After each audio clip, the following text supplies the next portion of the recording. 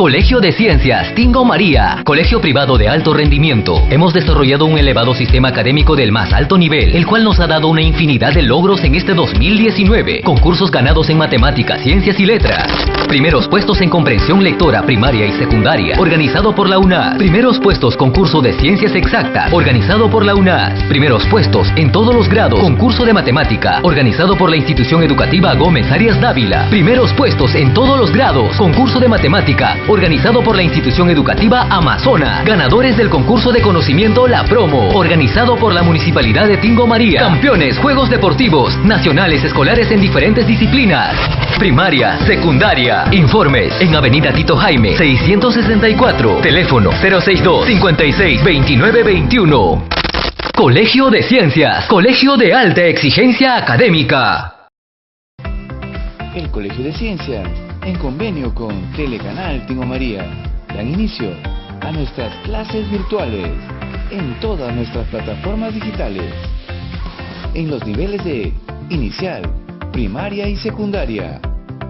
Quédate en casa y aprende desde casa. Gracias al auspicio de Telecanal Tingo María.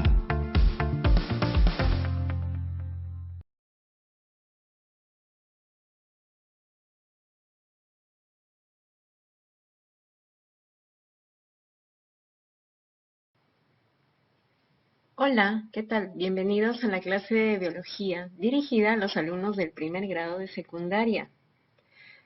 Bien, el día de hoy vamos a tocar un tema muy interesante relacionado justamente a una de las ramas de la biología. Esta rama tiene que ver mucho con lo que es el estudio de los seres vivos en relación con su ambiente. ¿Adivinan qué rama es? Pues es la ecología. Ese es el tema del día de hoy. Para eso vamos a ver primero un pequeño video relacionado a los términos que conllevan el estudio en esta rama. Presten muchísima atención. Para empezar, ¿qué es la ecología? La ecología es, recuerda, el estudio de las relaciones entre los seres vivos y el ambiente. El estudio de las relaciones entre los seres vivos y el ambiente. ¿De dónde proviene la palabra ecología? De dos vocablos griegos, oikos, que significa casa, y logía, tratado. El tratado, el estudio de la casa. Ahora, ¿a quién se le ocurrió toda esta genialidad? Nada más y nada menos que a Ernst Haeckel. Sí, Ernst Haeckel, él es el padre de la ecología. Él era un naturalista darwinista. Sí, era seguidor de Darwin. E incluso propone también una relación interespecífica llamada competencia. Como te has dado cuenta, era todo un master of puppets el hombre. Para empezar, acá vemos nosotros un individuo. Este individuo por sí solo no es un objeto de estudio de la ecología. Sin embargo, cuando yo lo agrupo con otros, con géneros, sí. ¿Qué va a formar en este caso? Una población. Una población es un conjunto de individuos de la misma especie, en el mismo lugar y en el mismo tiempo. Es necesario definir muy bien todo eso. ¿Por qué? Porque las poblaciones cambian con el espacio y cambian con el tiempo. No entiendo, profe. Primate, escucha. Pues la población, por decir, de Madrid de este año es diferente a la del año pasado. Ya ves, la población cambia con el tiempo. Ahora, imagínate que esa población de Madrid está en el Cusco. ¿Cambia la población? Claro, la población también cambia con el lugar. Entonces, una población tiene que estar bien definida. Es un conjunto de individuos de la misma especie, en el mismo lugar y en el mismo tiempo. Pero ahora imagínate que yo junto varias poblaciones de diferentes especies. ¿Cómo se va a llamar eso? Comunidad biótica. La comunidad biótica es el conjunto de poblaciones de especies diferentes. Ahora, como todas estas poblaciones se relacionan entre sí, hay quienes llaman a esto también biocenosis. ¿Estamos? Biocenosis, ¿por qué? Porque todas estas poblaciones se relacionan entre sí. Si yo junto la comunidad biótica o biocenosis más el ambiente, yo voy a formar el ecosistema. Entonces, un ecosistema tiene dos partes. Una parte con vida, que es la comunidad biótica o biocenosis, y una parte sin vida, que es el ambiente. Ahora, si nos damos cuenta, el ambiente está formado por la luz del sol, el agua, la temperatura, el aire, etcétera, una serie de cosas.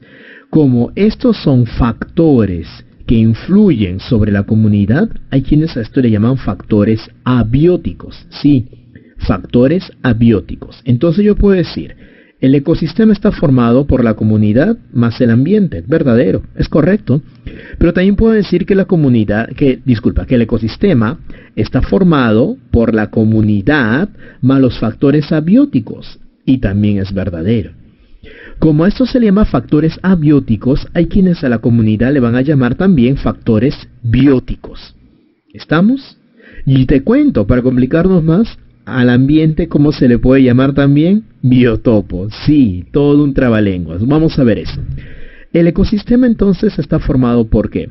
Por la comunidad biótica más el ambiente. O yo puedo decir que está formado por la biocenosis más el biotopo. O también puedo decir que está formado por los factores bióticos más los factores abióticos. ¿Estamos? Sencillísimo. La idea es que el ecosistema siempre tiene dos partes. Ahora te cuento. Hay quienes ven al planeta Tierra como un solo gran ecosistema. Adivina cómo se llama. Muy bien, ecósfera. La ecósfera es el ecosistema mundial, o si quieres, el conjunto de ecosistemas de la Tierra. ¿Estamos genios? Perfecto. ¿Qué más hay que ver acá? El hábitat y el nicho ecológico. Hay quienes lo confunden, hay quienes lo toman como si fuera lo mismo, pero no es lo mismo, ¿eh? Para nada. Escúchate, Trápodo. El hábitat es el lugar, estamos, o sea, la zona donde vive este ser, donde viven estos bichos. ¿Estamos? Ese es el hábitat. El hábitat es un lugar geográfico, el hábitat es una localidad donde se encuentran estos seres. ¿Estamos? Donde habita una especie. Ese es el hábitat. El lugar, el espacio donde habita una especie. ¿Qué es el nicho ecológico? El nicho ecológico muchos lo resumen como el rol que cumple la especie en el ecosistema. Lo cual está bien, pero el problema cuando digo rol, ¿a qué suena rol? ¿Arroyo? ¿A qué cosa suena? Rol no suena a nada. Entonces yo te lo voy a definir de otra manera. Mira, voy a decirte que el nicho ecológico es todos los factores abióticos y factores bióticos necesarios para que la especie se desarrolle y se reproduzca. ¿Otra vez? Mira, el nicho ecológico es todos los factores abióticos y bióticos necesarios para que la especie se desarrolle y se reproduzca. ¿Viste? Sencillísimo. Lo mismo, pero dicho de otra manera. Ahora, en base a esta definición, yo puedo llegar a una conclusión. Si el nicho ecológico es todo lo que necesita esta especie para desarrollarse y reproducirse, por lógica, aquí también está el ambiente. El hábitat se encontraría entonces dentro del nicho ecológico, porque el hábitat es algo necesario para que la especie se desarrolle y se reproduzca. En todo ecosistema también encontramos las cadenas alimenticias, o también llamado cadenas tróficas. A lo largo de una cadena alimenticia no solo circula el alimento, también circula la energía. Los productores son el primer nivel trófico. Ellos son los únicos capaces de capturar energía proveniente del sol. Ahora, esta energía, ellos la van a convertir en energía química, y esta energía no se queda en ellos, sino va a pasar a los otros niveles. Por ejemplo, del productor pasa al consumidor primario, al consumidor secundario, al consumidor terciario y finalmente al desintegrador. Muy bien. Hasta esa parte nos quedamos en la primera parte. Vamos a proseguir ahora a reforzar justamente los términos que en este video hemos podido conocer, además también de nuevas cosas relacionadas al tema de ecología. Y regresamos con Quédate en casa y aprende desde casa. Colegio de Ciencias Tingo María, colegio privado de alto rendimiento. Hemos desarrollado un elevado sistema académico del más alto nivel, el cual nos ha dado una infinidad de logros en este 2019, concursos ganados en matemáticas, ciencias y letras. Primeros puestos en comprensión lectora primaria y secundaria, organizado por la UNAS. Primeros puestos concurso de ciencias exactas, organizado por la UNAS. Primeros puestos en todos los grados, concurso de matemática, organizado por la institución educativa Gómez Arias Dávila. Primeros puestos en todos los grados, concurso de matemática, organizado por la institución educativa Amazonas. Ganadores del concurso de conocimiento La Promo, organizado por la Municipalidad de Tingo María. Campeones, juegos deportivos, nacionales escolares en diferentes disciplinas. Primaria, secundaria. Informes en Avenida Tito Jaime, 664. Teléfono 062-56-2921. Colegio de Ciencias, colegio de alta exigencia académica. El Colegio de Ciencias, en convenio con Telecanal Tingo María, dan inicio a nuestras clases virtuales en todas nuestras plataformas digitales. En los niveles de inicial, primaria y secundaria. Quédate en casa y aprende desde casa. Gracias al auspicio de Telecanal Tingo María. Continuamos con Quédate en casa y aprende desde casa. Bien, esta es la segunda parte del tema que nos ha tocado el día de hoy, correspondiente a ecología. Vamos a conocer en sí qué es lo que es ecología, qué significa ecología, de qué se encarga. Ecología, como les mencionaba en un principio, es una de las ramas de la biología, pero esta rama se especializa en estudiar ¿qué cosa? La interacción que va a ocurrir entre los seres vivos y su ambiente. ¿A quiénes encontramos entre los seres vivos? Pues encontramos hasta las plantas, los animales, incluso también las bacterias. Todos los seres vivos, ¿cómo se relacionan con su ambiente? Eso estudia la ecología. ¿Y cuál es el ambiente donde se va a encontrar justamente a esos seres vivos? Además, hay que reconocer que en esta rama de la ecología hay una unidad básica fundamental, que es el ecosistema. Vamos a conocer justamente acerca del ecosistema, de qué está compuesto. Bien, en ecosistema vamos a encontrar que está compuesto justamente de dos factores, es decir, el ecosistema va a resultar justamente de la interacción que ocurre entre estos dos factores. ¿Cuáles son esos dos factores? Hay un factor que está coloreado, color verde, el factor biótico, conocido también como biocenosis. Este factor se va a relacionar con el otro factor que está coloreado de color marrón, factor abiótico, conocido también como biotopo. Esta interacción entre ambos va a dar lugar al ecosistema. Además, vamos a conocer qué cosa es el factor biótico. Podemos ver en esta gráfica, justamente encontramos a las plantas, a los animales, las bacterias, y ¿hay algo de similitud entre estos tres grupos? Sí, que en estos tres grupos vamos a reconocer que existe la vida. Por lo tanto, se conoce como factor biótico aquellos seres que son vivos. Todos los factores bióticos necesitan de los factores abióticos para poder vivir y desarrollarse. Un dato muy importante. Pasamos entonces a conocer más de los factores abióticos. Los factores abióticos, conocidos también como biotopos, se refiere a la parte que es inerte, que no tiene vida. Este término es la combinación justamente de dos prefijos, uno que es sin y otro que tiene como la palabra bio. La combinación de ambas palabras justamente da como resultado la inexistencia de vida. Es a lo que nos referíamos. Factor abiótico, o también conocido como biotopo, significa sin vida, inexistencia de vida. Estos factores justamente surgen de los componentes físicos y químicos del entorno. Estos componentes van a ser determinantes para la existencia de los seres vivos. Un factor biótico puede ser determinante para la predominancia de un tipo de ser vivo en comparación a otro inclusive. Vamos a observar justamente que en el mundo existen ecosistemas terrestres, ecosistemas acuáticos y cada uno tiene representantes propios de ese ecosistema, justamente porque los componentes físicos y químicos van a ayudar a determinar la existencia de estos.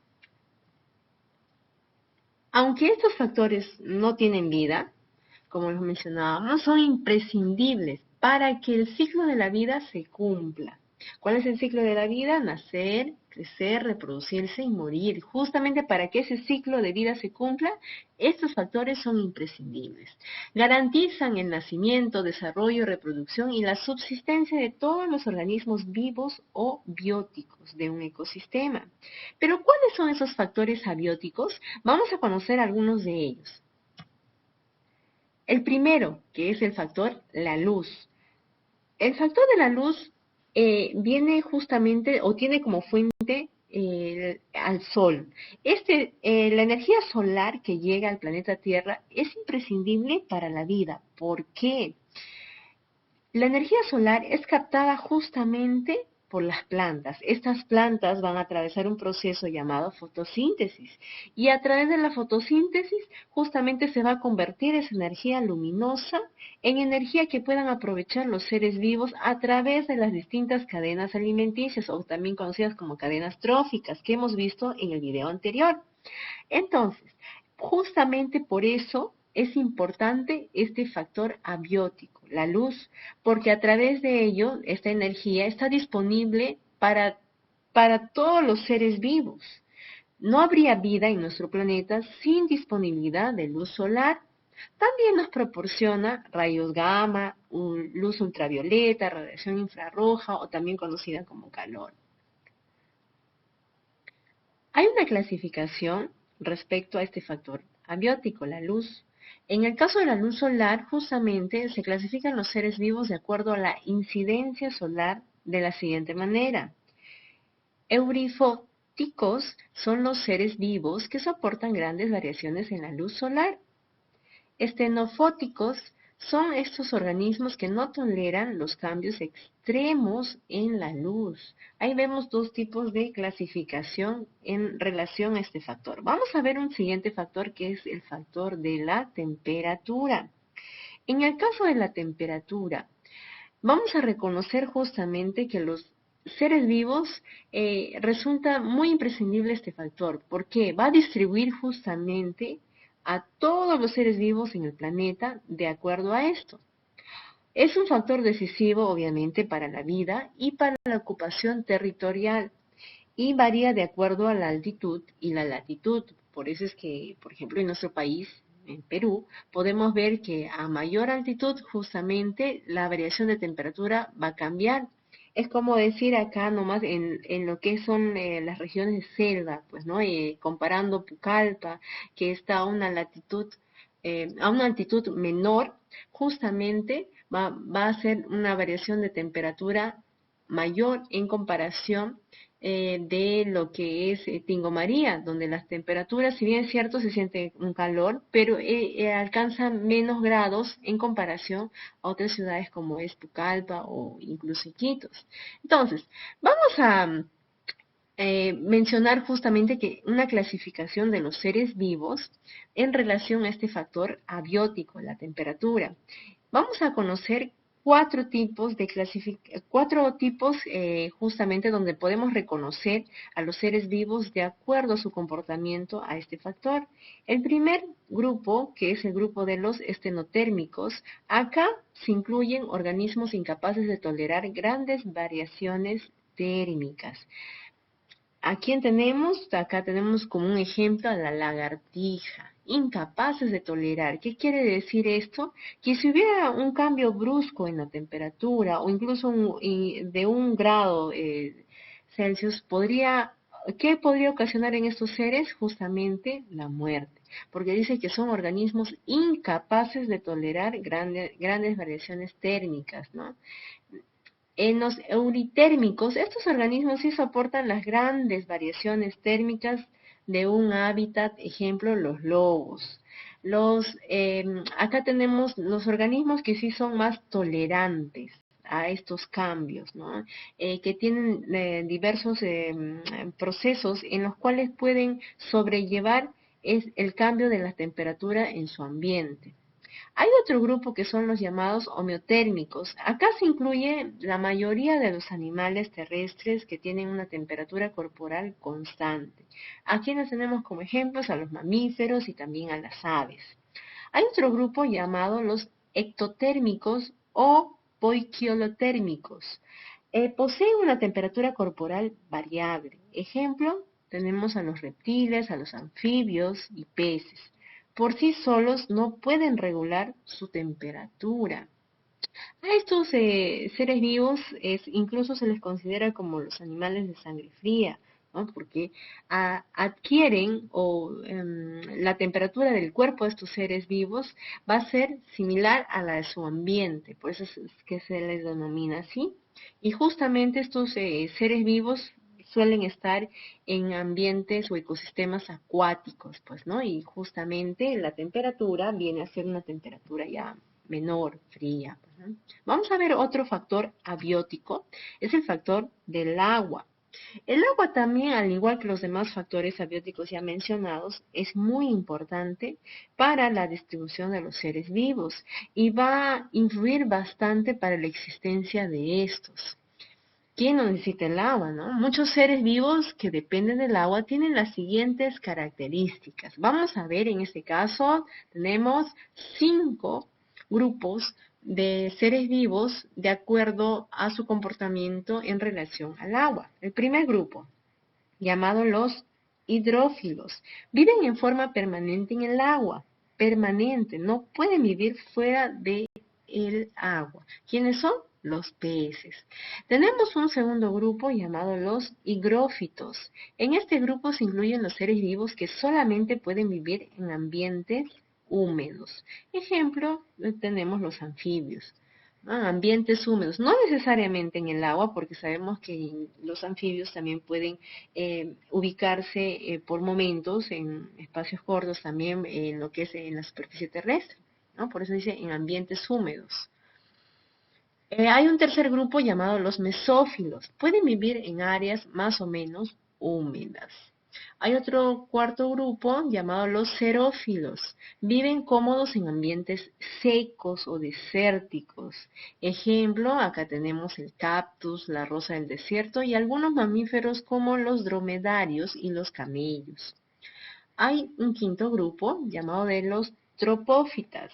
En esta clasificación se incluyen los organismos que soportan grandes variaciones de humedad. Hay un cuarto factor abiótico, es el factor del suelo. Los suelos se forman gracias a la acción conjunta de organismos y atmósferas sobre las rocas a lo largo del tiempo. Dice, acción conjunta justamente de todos los demás factores, que puede ser el sol, puede ser la lluvia, el mismo aire, la atmósfera y los organismos que también se encuentran en el suelo. El conjunto de todo eso va a formar las distintas capas que existen en el suelo. También existen otros factores que van a ser característicos del suelo: la textura, la estructura, la salinidad, el pH y humedad. Además se componen de pequeñas partículas de arena, arcilla y restos orgánicos. En restos orgánicos tenemos lo que son las plantas y animales en descomposición, ¿no? Entonces, vamos a ver en la siguiente diapositiva, justamente encontramos un gráfico donde podemos observar los estratos u horizontes del suelo. Vemos que en la parte superficial, número 1, horizonte O, es la capa que se encuentra en la superficie terrestre, ¿no? En contacto con la mayoría de los seres vivos. Y justamente acá vamos a encontrar una mayor cantidad, digamos, de la parte orgánica que pueda estar en descomposición, ¿no? Por ejemplo, tenemos la hojarasca que fácilmente cae en la superficie y esta se va a ir descomponiendo, y justamente en el horizonte O vamos a encontrar la mayoría de esta materia orgánica. Hay un segundo horizonte, número 2, horizonte A, y acá, además de encontrar también materia orgánica, podemos encontrar también las raíces de las plantas. También podemos encontrar ciertos organismos que van a ayudar que justamente pueda descomponerse, el proceso de descomposición pueda acelerarse y va a producir lo que se le conoce también como humus, ¿no? Y esto es gracias justamente a los microorganismos existentes en este horizonte A. Vamos a ver en un tercer horizonte, en el horizonte B. Acá ya encontramos un horizonte que va a estar más nutrido en lo que son los minerales. Ya no vamos a encontrar tanto lo que son raíces. Puede que sí, en algunos casos se puede encontrar ciertos restos de raíces, pero es mínimo, pues, ¿no? Vamos a ver en un cuarto horizonte, horizonte C. Acá encontramos ya un poco más adentro ya los fragmentos de la roca madre. Y en un quinto horizonte, horizonte D, encontramos la roca madre en sí. Roca madre, que es más que nada las piedras, que es más compacta, ¿no? Y hay un término que también vamos a agregarle justamente hablando de lo que son los horizontes del suelo, lo que se le llama como rizósfera, que es básicamente la zona del suelo bajo la influencia de un sistema de raíces, ¿no? Donde podemos encontrar la rizósfera, generalmente en el horizonte A. Muy bien. Vamos a empezar a rellenar una parte del compendio de biología en la página 23. Justamente en esta página encontramos un ítem de retroalimentación. En el número 1 hay para completar el espacio físico geográfico que habita un individuo o población se denomina hábitat. Correcto. Unidad básica de la ecología. ¿Cuál será la unidad básica de la ecología? El ecosistema. Muy bien. El hábitat es... Ahí ya tenemos una ayuda con el número 1. Ahí nos da la descripción del hábitat. Es el espacio físico donde va a habitar un individuo, un ser vivo. Número 4. Un ecosistema está formado por... Tiene varios nombres, pero vamos a mencionar algunos a libre elección. Podemos poner, una primera alternativa, podemos poner factor biótico y factor abiótico. Bien, podemos poner biocenosis y también podemos poner biotopo. ¿Sí? Correcto, esas son algunas de las alternativas que podríamos poner ahí, son sinónimos justamente, es como decir del factor que tiene vida y del factor que no, factor viviente y no viviente, correcto. Muy bien, eso es todo por ahora. Muchas gracias por el tiempo, por la atención brindada. Nos vemos. Hasta luego. Y regresamos con Quédate en casa y aprende desde casa. Colegio de Ciencias Tingo María, colegio privado de alto rendimiento. Hemos desarrollado un elevado sistema académico del más alto nivel, el cual nos ha dado una infinidad de logros en este 2019. Concursos ganados en matemáticas, ciencias y letras. Primeros puestos en comprensión lectora primaria y secundaria, organizado por la UNAS. Primeros puestos concurso de ciencias exactas, organizado por la UNAS. Primeros puestos en todos los grados, concurso de matemática, organizado por la institución educativa Gómez Arias Dávila. Primeros puestos en todos los grados, concurso de matemática, organizado por la institución educativa Amazonas. Ganadores del concurso de conocimiento La Promo, organizado por la Municipalidad de Tingo María. Campeones, juegos deportivos, nacionales escolares en diferentes disciplinas. Primaria, secundaria. Informes en Avenida Tito Jaime, 664. Teléfono 062-56-2921. Colegio de Ciencias, colegio de alta exigencia académica. El Colegio de Ciencias, en convenio con Telecanal Tingo María, dan inicio a nuestras clases virtuales en todas nuestras plataformas digitales, en los niveles de inicial, primaria y secundaria. Quédate en casa y aprende desde casa. Gracias al auspicio de Telecanal Tingo María. Continuamos con Quédate en casa y aprende desde casa.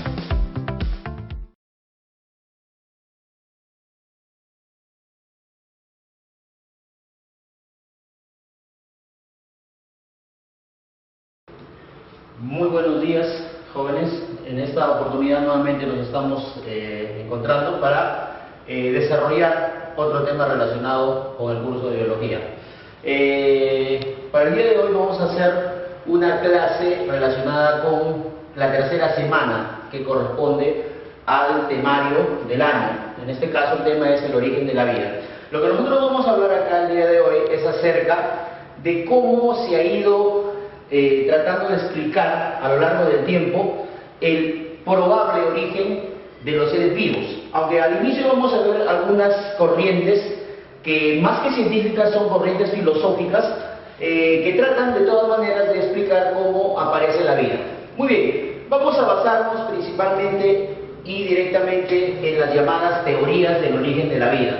Vamos a comenzar por una, podríamos decir, corriente que está muy ligada al aspecto religioso, que se considera como una teoría, bueno, para no separarla de las otras teorías que vamos a ver, y le vamos a llamar la teoría creacionista. Esta teoría o corriente es una que nos hace ver de que a través del tiempo el ser humano siempre ha pensado que hay un ser que no se puede ver, es un ser inmaterial, es un ser invisible, un ser eterno, todopoderoso, que ha sido denominado como Dios y que, según las diferentes culturas, ¿no?, de la antigüedad y hasta el día de hoy, ha sido quien ha creado todo lo que existe. O sea, es el autor de la vida en la Tierra y probablemente en el universo, ¿no?, en el universo. Obviamente las diferentes culturas han tenido diferentes características, algunas han sido politeístas, creían en muchos dioses, otras monoteístas, ¿sí? Muy bien, en segundo lugar vamos a hablar de la llamada teoría de la generación espontánea. Esta es una teoría que tuvo mucho arraigo en el conocimiento humano y perduró por más de 2000 años en la creencia de que era posible la generación de vida a través de esta forma. ¿Cuál era el fundamento de esta teoría de la generación espontánea? El fundamento se basaba en que la materia inerte era capaz de generar vida. O sea, a través de cualquier objeto inanimado podía éste cobrar vida a través de el llamado principio vital, ¿no? Un principio que, según los defensores de esta teoría, se encontraba en el aire, se encontraba en el agua o en el ambiente donde podían surgir los seres vivos. Dentro de los representantes más destacados que podemos mencionar de esta teoría, en primer lugar podemos mencionar al conocido Aristóteles, ¿no?, un filósofo griego, filósofo de la antigüedad. Tenemos personajes muy representativos en la ciencia como el inglés Isaac Newton, ¿no?, o también otros religiosos como Santo Tomás de Aquino, dentro de los principales entonces defensores de la generación espontánea. De repente, para hacer más claro esto, se decía, por ejemplo, que de la carne descompuesta, o sea, la carne que se putrefactaba, era posible que apareciera vida. La vida que aparecía era las moscas. Y obviamente podíamos nosotros mencionar muchos ejemplos de generación espontánea. Aquel principio vital que defendía de que la materia inerte podía convertirse en vida era conocido con el nombre de la entelequia, ¿ya? Ese principio vital los griegos le llamaron la entelequia. En la época de los romanos recibió el nombre o denominación de alma, ¿sí? Muy bien. La siguiente teoría es la conocida teoría de la biogénesis. Esta es una teoría que nos dice que la generación espontánea no es posible que se dé en la naturaleza. Básicamente por lo siguiente: El fundamento de la teoría de la biogénesis nos indica que solamente los seres vivos son capaces de generar otros seres vivos. O sea, no hay ninguna posibilidad que la materia inerte cobre vida de un momento a otro, por algún principio vital, ¿no? Dentro de los representantes más destacados de esta teoría, tenemos, por ejemplo, al italiano Francisco Redi, al también italiano Lázaro Spallanzani y al francés Louis Pasteur. Aquí nosotros vamos a explicar la forma como estos científicos demostraron de que la generación espontánea no era posible que se dé en la naturaleza. Por ejemplo, en el caso de Redi demostró que la carne descompuesta no generaba moscas. Lo hizo realizando un experimento bastante simple para nuestra época, pero muy ingenioso para la época en que vivió Redi, ¿no? Por ejemplo, Redi lo que hizo fue utilizar trozos de carne que fue colocando en diferentes frascos. Algunos de los frascos fueron cubiertos por una gasa, ¿no? Y otros fueron dejados abiertos. Estos trozos de carne, obviamente, con el paso de los días, se descompusieron, ¿no? Y lo que observó Redi días después fue que en los trozos de carne que estaban en los frascos cubiertos no se evidenciaba el crecimiento de mosca alguna, ¿no? O sea, no habían crecido ni larvas, ni huevos, ni mosca alguna. En cambio, en aquellos frascos que permanecieron abiertos, ¿no?, se podía observar que los trozos de carne descompuesto estaban llenos de huevos, de larvas o gusanos, como les llamamos, y de moscas.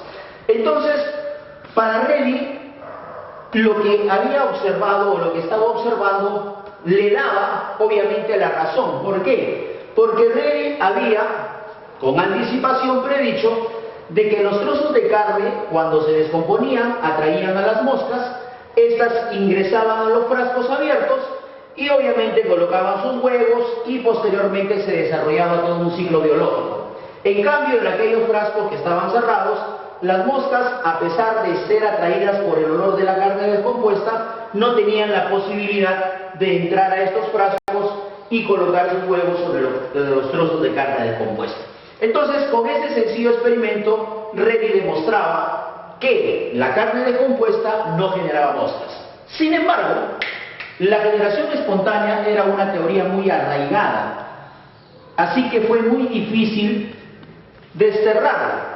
Fue Louis Pasteur, finalmente, quien desterró definitivamente la generación espontánea. ¿Por qué? Porque se decía, por ejemplo, que las bacterias, que son seres vivos, podían originarse de caldos nutritivos, ¿no? Los caldos son sustancias, ¿no?, líquidas, ¿no?, que se utilizan, por ejemplo, para sembrar bacterias, o sea, para hacer que las bacterias se multipliquen y obviamente utilizarlas en diferentes clases de estudios. Muy bien, se decía, por ejemplo, de que los caldos nutritivos que se preparaban en los laboratorios podían originar espontáneamente a las bacterias. Pasteur obviamente no pensaba eso. Pasteur pensaba que lo que ocurría era lo siguiente, ¿no? Él había observado, por ejemplo, que en los balones, que son materiales, instrumentos de vidrio, ¿no?, él había observado que después de que un balón que contenía caldo nutritivo permanecía abierto durante unos días, él observaba de que esos caldos que en un inicio eran transparentes se iban enturbiando, ¿no? Se iban enturbiando. Y luego, cuando él observaba al microscopio unas gotas de ese caldo, él veía que habían desarrollado bacterias, ¿no? Bacterias. Entonces, para Pasteur estaba muy claro de que las bacterias no se originaban del caldo, sino más bien las bacterias caían del ambiente, ¿no?, que estaban adheridas a las partículas de polvo y obviamente contaminaban los caldos. Entonces, para demostrar esto, Pasteur utilizó unos balones que él mismo diseñó. a los cuales les dio una curvatura característica a modo de un cuello de cisne, ¿no? Y por eso es que este experimento de Pasteur se le llama el experimento del cuello de cisne. La idea de Pasteur era la siguiente, ¿no? Era dejar abiertos los frascos, ¿no?, para que por aquí ingresara el polvo y las bacterias, que era obviamente la fuente de contaminación de los caldos. Cuando entrase el polvo y las bacterias, obviamente las partículas de polvo se iban a quedar retenidas en las curvaturas de los cuellos y nunca iban a alcanzar el caldo que se encontraba dentro del balón. Pasaron los días, pasaron las semanas y estos caldos nunca se contaminaban, o sea, nunca hubo crecimiento de bacterias. Este experimento sirvió para demostrar de que a pesar de que ingresaba el aire, donde supuestamente estaba el principio vital, según los defensores de la generación espontánea, no había posibilidad que crecieran bacterias. Este experimento marcó el final de la generación espontánea. Vamos a ver la siguiente teoría, ¿no? Vamos a ver la siguiente teoría, que es la llamada teoría cosmozoica. La teoría cosmozoica.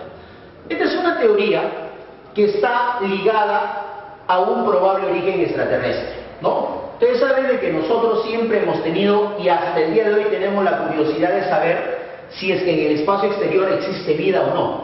Entonces, esta teoría, por ejemplo, que fue propuesta por el alemán, bueno, uno de los representantes, ¿no?, uno de los representantes de esta teoría, uno de los representantes es el alemán Hermann Richter, ¿no? Hermann Richter.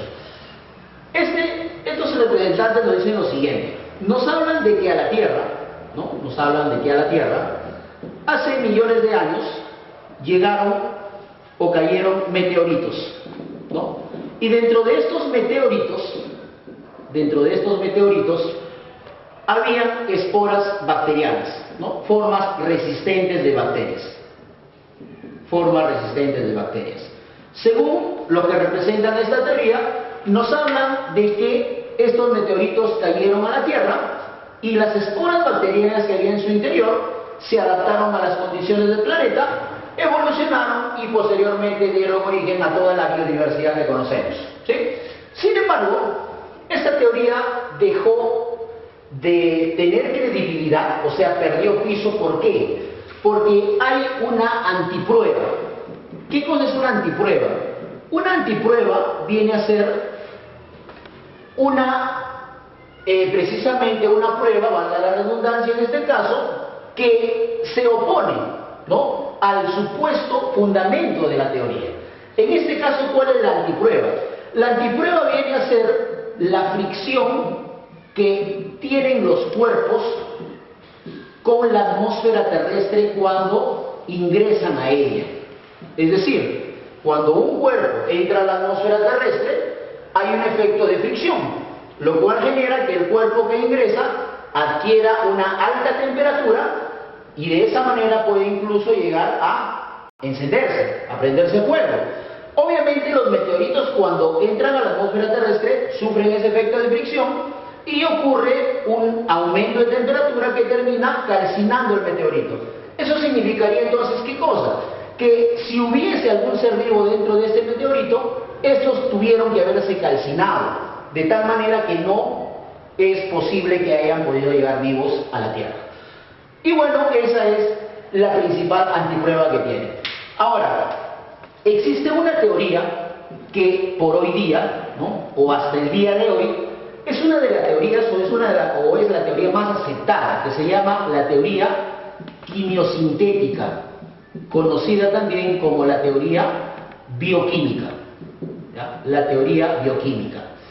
Esta teoría fue propuesta por el ruso Alexander Oparin, y por el inglés John Haldane. Esta teoría es la más aceptada en la actualidad, básicamente porque nos hace una descripción mucho más científica del proceso evolutivo de la Tierra, un proceso prebiótico, o sea, un proceso antes de la vida. ¿En qué consiste? Básicamente, Oparín nos describe las condiciones de la Tierra de hace millones de años. Por ejemplo, una de las características que más rescatamos es la actividad volcánica. Y eso fue muy importante, ¿por qué? Porque la actividad volcánica liberó hacia la atmósfera terrestre una serie de gases, ¿no?, como el metano, como el amoníaco, por ejemplo, que eran gases que se concentraban en la atmósfera terrestre, y eso permitió que tuviésemos una atmósfera reductora. Cuando nosotros decimos una atmósfera reductora, ¿eso qué significa? Significa que en la Tierra no existía oxígeno, ¿no? No había oxígeno en la Tierra. Lo que había era gases tóxicos, obviamente irrespirables para la mayoría de seres vivos que conocemos en nuestro planeta, ¿no? El hecho de no haber oxígeno era indicativo también que en la Tierra no había capa de ozono. Obviamente la capa de ozono se ha formado después que apareció el oxígeno sobre la Tierra, porque sabemos que el ozono se origina precisamente por reacciones entre moléculas de oxígeno, ¿no? Obviamente, al no haber capa de ozono, la radiación o radiactividad, sobre todo la ultravioleta, era muy intensa. Era muy intensa, ¿no? No había obviamente ese filtro que tenemos nosotros en la actualidad con nuestra capa de ozono. Y además, al no haber un filtro adecuado, las radiaciones solares en conjunto caían con más intensidad que las que caen ahora. Por lo tanto, en la Tierra también existían altas temperaturas. Altas temperaturas. O sea, no teníamos la temperatura promedio que tenemos hoy en día en la superficie terrestre.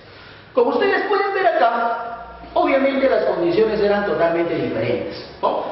Eso entonces nos hace pensar que la vida sobre la Tierra ha tenido que pasar por un proceso evolutivo muy largo, ¿sí? Entonces,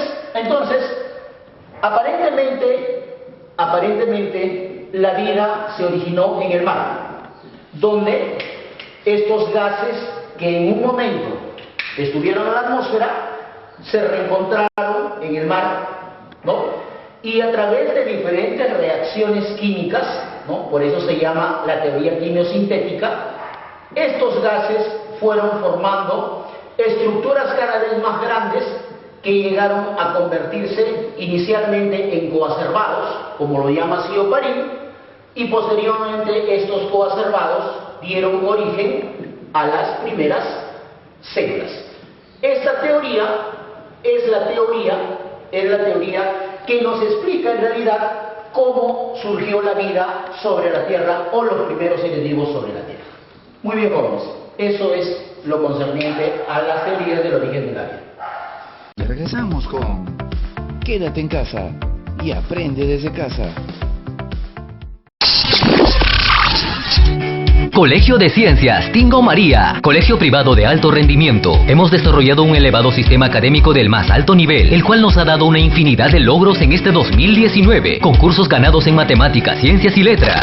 Primeros puestos en comprensión lectora primaria y secundaria, organizado por la UNAS. Primeros puestos concurso de ciencias exactas, organizado por la UNAS. Primeros puestos en todos los grados, concurso de matemática, organizado por la institución educativa Gómez Arias Dávila. Primeros puestos en todos los grados, concurso de matemática, organizado por la institución educativa Amazonas. Ganadores del concurso de conocimiento La Promo, organizado por la Municipalidad de Tingo María. Campeones, juegos deportivos, nacionales, escolares en diferentes disciplinas. Primaria, secundaria. Informes en Avenida Tito Jaime, 664. Teléfono 062-56-2921. Colegio de Ciencias, colegio de alta exigencia académica. El Colegio de Ciencias, en convenio con Telecanal Tingo María, dan inicio a nuestras clases virtuales en todas nuestras plataformas digitales, en los niveles de inicial, primaria y secundaria. Quédate en casa y aprende desde casa. Gracias al auspicio de Telecanal Tingo María. Continuamos con Quédate en casa y aprende desde casa.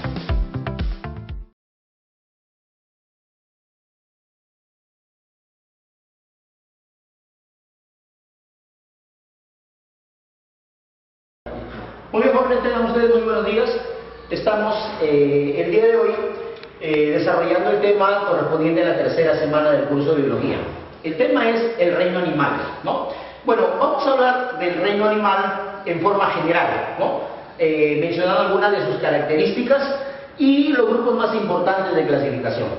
En primer lugar, podemos decir que el reino animal engloba a todos aquellos seres vivos que tienen un mayor grado de evolución. Entonces aquí están los seres vivos más evolucionados, Ahora, ¿cómo nosotros podemos reconocer a un animal, ¿no? Obviamente, los organismos que están dentro de este reino deben tener características determinadas, ¿no? Por ejemplo, dentro de las características que presentan los animales es que tienen células eucariotas. Hay que recordar, y ustedes lo saben muy bien, que las células eucariotas son las células más evolucionadas, ¿no? Se caracterizan principalmente, digo principalmente porque no es la única característica que las diferencia de las otras células, porque sus células tienen un núcleo definido, ¿no? Otra de las características que tienen los animales es que son pluricelulares, ¿no? Son pluricelulares, es decir, están formados por muchas células, ¿no? Y también podríamos destacar el hecho del tipo de nutrición que presentan. Son heterótrofos.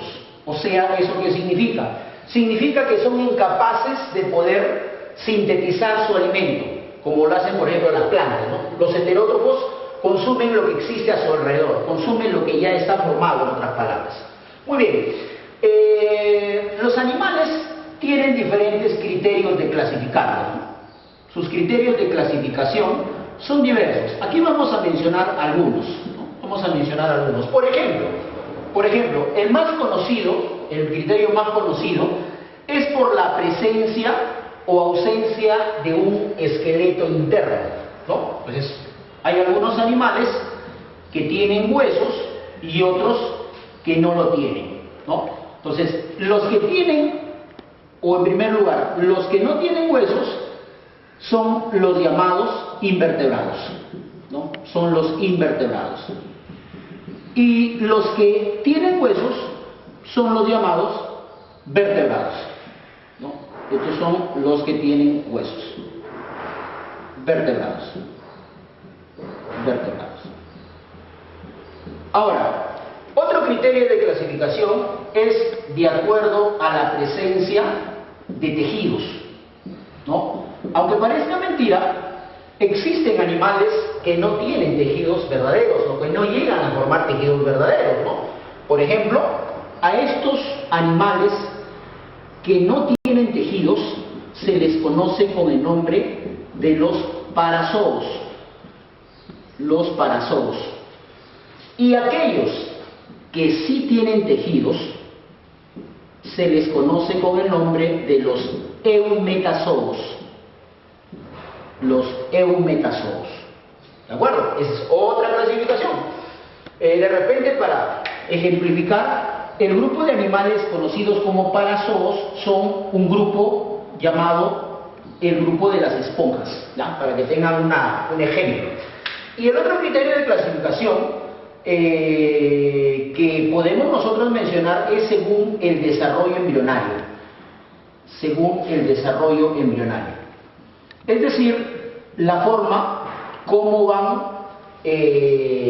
a desarrollarse, ¿no? Desde sus primeras etapas, o sea, desde el momento mismo en que son cigotos, ¿no?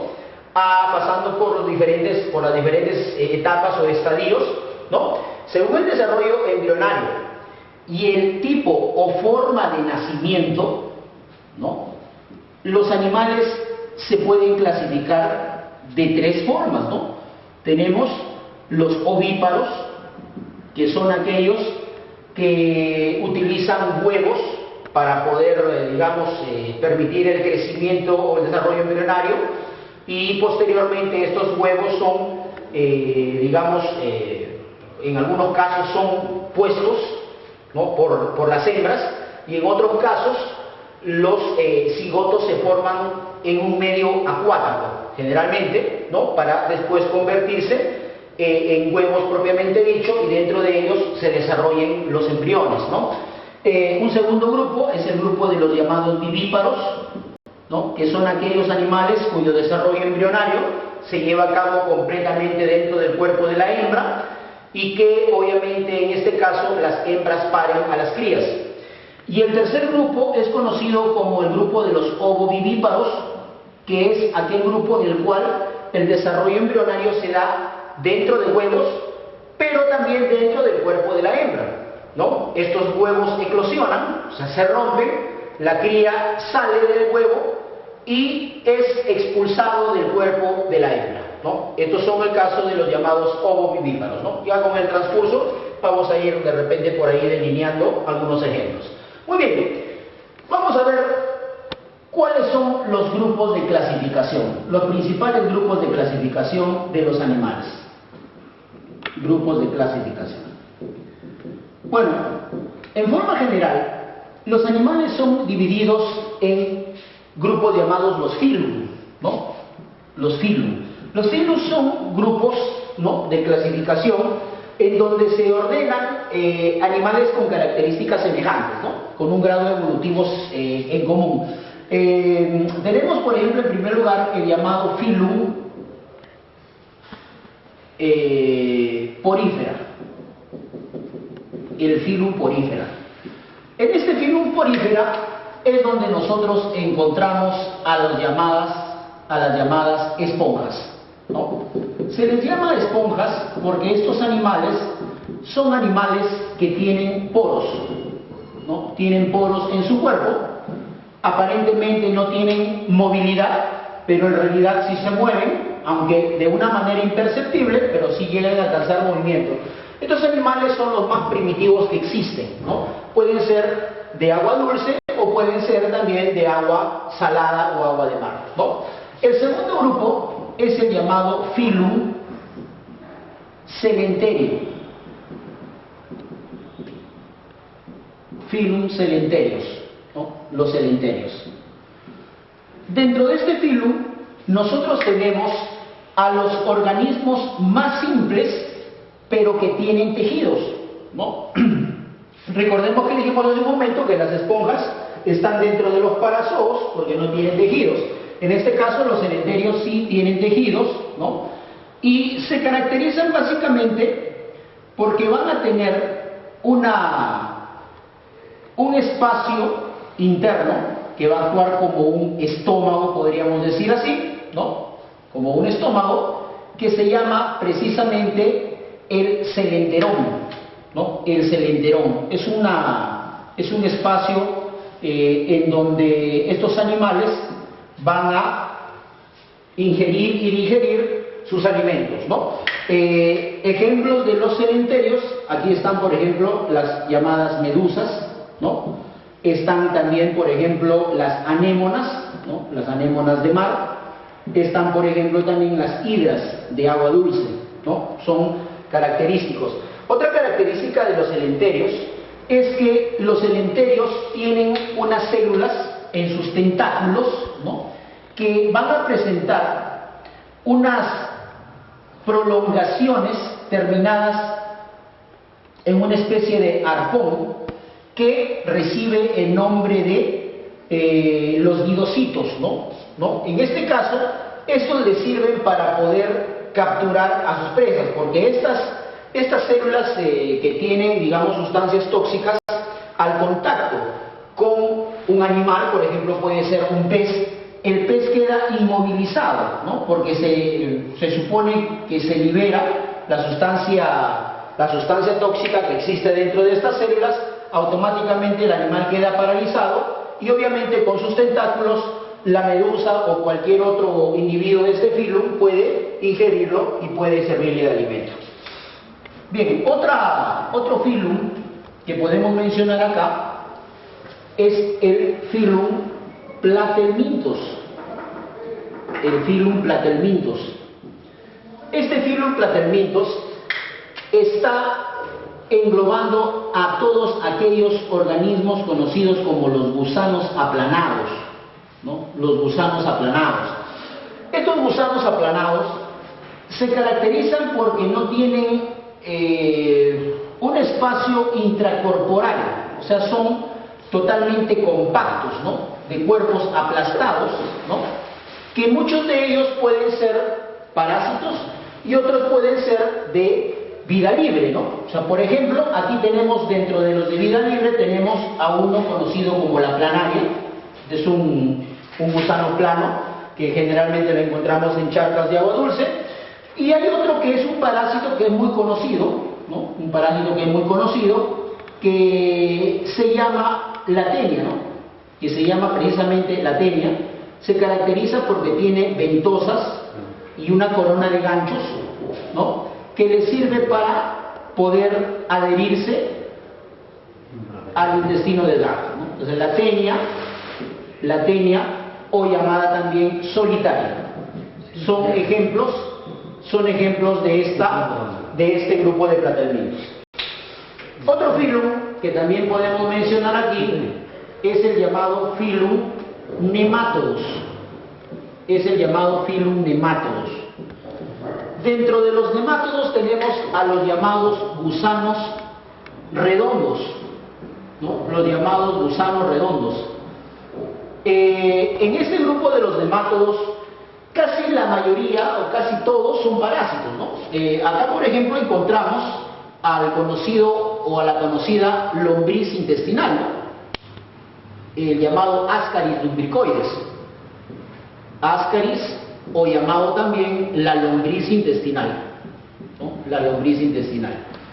También dentro de este grupo están, por ejemplo, los conocidos oxiuros, ¿no? Los conocidos oxiuros también están dentro del grupo de los nemátodos. Otro phylum es el llamado Phylum Annelidus. Estos anélidos son los llamados gusanos anillados. Son los llamados gusanos anillados. Como su nombre lo indica, estos se caracterizan porque su cuerpo tiene anillos, ¿no? Entonces, acá podemos mencionar el caso más conocido, que es el de las lombrices de tierra, ¿no? Las lombrices de tierra, por ejemplo, están dentro de este grupo de los anélidos. También están acá algunos anélidos que son parásitos, ¿no? Como el caso, por ejemplo, de las sanguijuelas, que son animales hematófagos. Pues aquí el ejemplo representativo viene a ser la lombriz de tierra.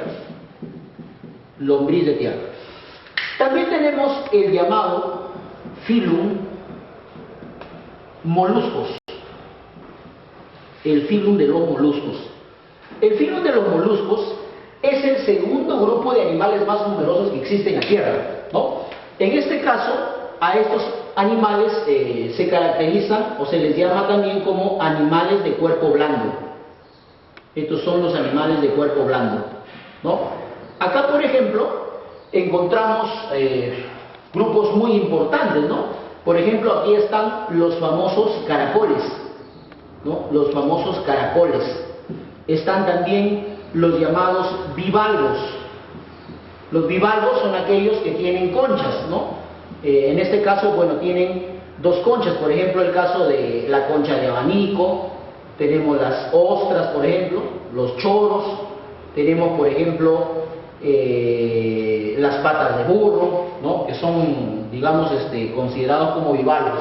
Y el otro grupo dentro de los moluscos es el grupo de los cefalópodos, ¿no? Los cefalópodos son, por ejemplo, los pulpos y los calamares. Esos son ejemplos de moluscos. Ahora, en el siguiente phylum, nosotros tenemos al llamado Phylum Arthropodos. El nombre artrópodo significa animales con patas articuladas, o sea, forman articulaciones. Dentro de este grupo se encuentran precisamente los animales más numerosos de la Tierra, ¿no? El término patas articuladas se refiere básicamente a que estos animales, ¿no? A que estos animales precisamente van a tener, ¿no? Patas que presentan la capacidad de doblarse, ¿no? Puesto que son articuladas totalmente, y que obviamente eso les va a permitir un mejor desplazamiento, ¿no? Y por ello es que este es el grupo probablemente mejor adaptado a la vida terrestre, ¿no? Principalmente, aunque hay obviamente animales que tienen artrópodos que viven obviamente en medios acuáticos. ¿Qué ejemplos tenemos acá? El grupo de animales más numerosos, que son los insectos. Tenemos al grupo de los arácnidos también aquí. Tenemos al grupo de los crustáceos. Tenemos al grupo de los miriápodos, ¿no? Los miriápodos. Bueno, los insectos lo podemos diferenciar de los arácnidos básicamente por la presencia de 6 patas, ¿no? Esa es la característica representativa. Los arácnidos son los que tienen 8 patas, ¿no? Los cangrejos, que están dentro de los crustáceos, los que pueden llegar a tener 10 patas, ¿no? Y los miriápodos son aquellos que tienen muchísimas patas, ¿no? Mucho más que los artrópodos anteriores. Por ejemplo, aquí está el 100 pies, el 1000 pies, etc., ¿no? Entonces, el grupo de los artrópodos, repito, es el grupo más numeroso de animales sobre la Tierra. También encontramos acá al llamado Phylum Echinodermos. El Phylum Echinodermos. Este Phylum Echinodermos es aquel en donde se encuentran aquellos animales, ¿no? Que tienen cuerpo espinoso, se le llama, ¿no? Y acá, por ejemplo, están las famosas estrellas de mar, ¿no? Las famosas estrellas de mar, están los erizos de mar, ¿no? Se caracterizan precisamente porque tienen una piel, una cubierta externa bastante resistente, dura y áspera al tacto, ¿no? Áspera al tacto. Entonces, dentro de los ejemplos que tenemos de los echinodermos están las estrellas de mar, ¿no? Las estrellas de mar. Tenemos los erizos de mar, tenemos los pepinos de mar, tenemos la serpiente de mar, los soles de mar, etc., ¿sí? Y tenemos el llamado Phylum de los cordados, en donde encontramos a los animales más evolucionados, ¿no? Aquí vamos a ver aquellos animales que tienen presencia de columna vertebral, ¿no? Animales que tienen presencia de columna vertebral. Hay un animal que es, podríamos decir, el límite entre los invertebrados y los vertebrados, que se llama el Amphioxus, ¿no? Este Amphioxus tiene la presencia, ¿no? La presencia del llamado notocordio o notocorda, ¿no?